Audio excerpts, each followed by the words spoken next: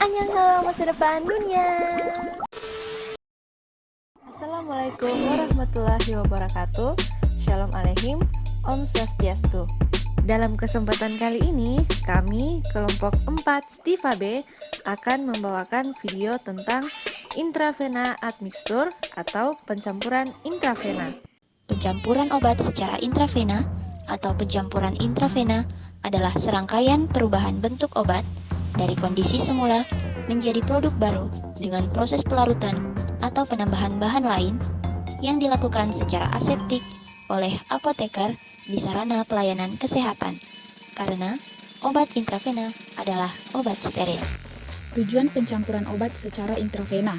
Pemberian obat secara intravena tidak terlepas dari proses pencampuran secara intravena.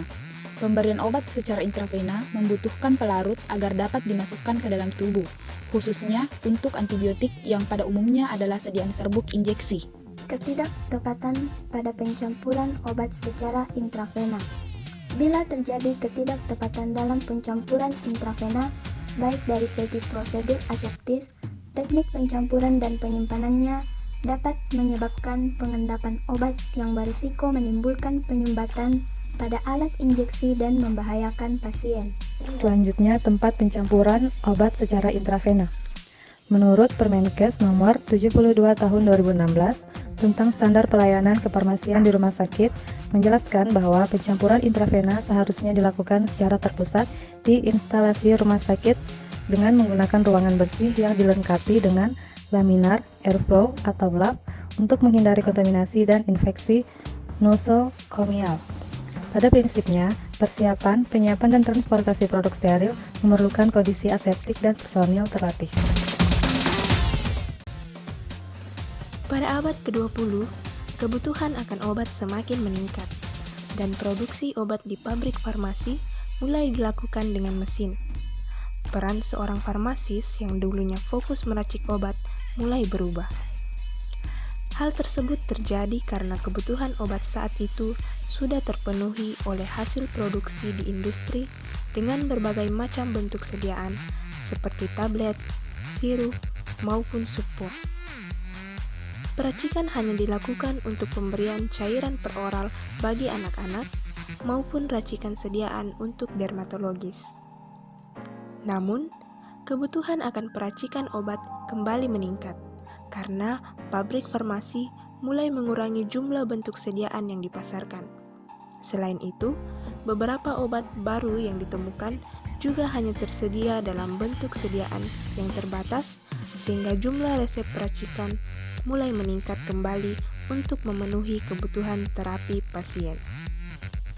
Hal ini juga berlaku pada sediaan steril, yaitu pada akhir abad ke-20 menuju abad ke-21.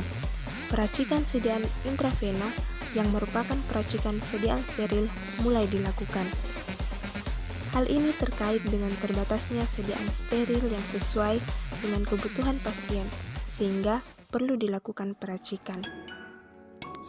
Pada peracikan sediaan steril ini tentu membutuhkan pengetahuan dan keahlian dari seorang farmasis. Di sini kami akan sedikit menjelaskan tentang syarat pencampuran intravena.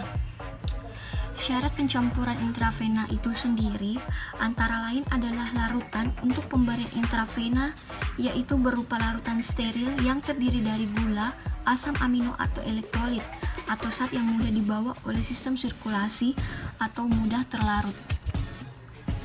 Berikut adalah gambar asam amino, gula, dan elektrolit.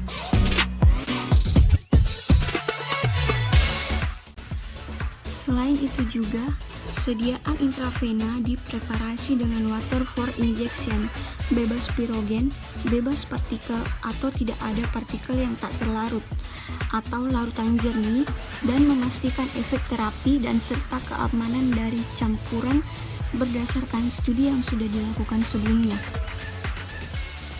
Kemudian, adapun teknik dan metode pencampuran sediaan steril dibagi menjadi 3, yaitu pertama, sterilisasi akhir, di mana metode sterilisasi akhir merupakan proses sterilisasi yang dilakukan setelah sediaan selesai dikemas.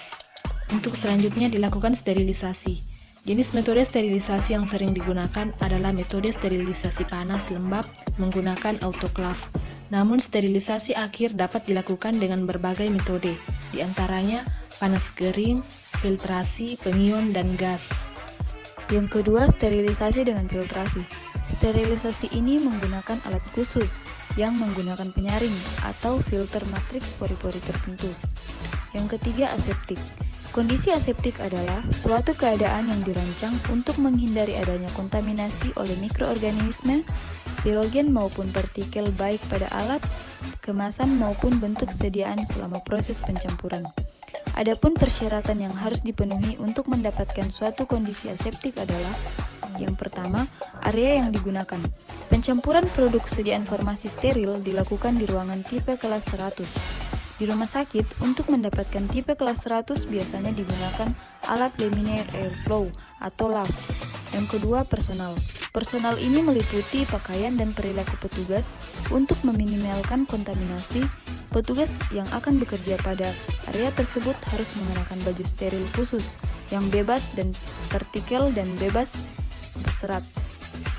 Baju petugas dilengkapi dengan penutup rambut, masker, sepatu dan sarung tangan steril dengan tujuan menurunkan kontaminasi partikel dan bakteri selama bekerja di ruangan aseptik. Sekian video kali ini. Terima kasih sudah menyaksikan.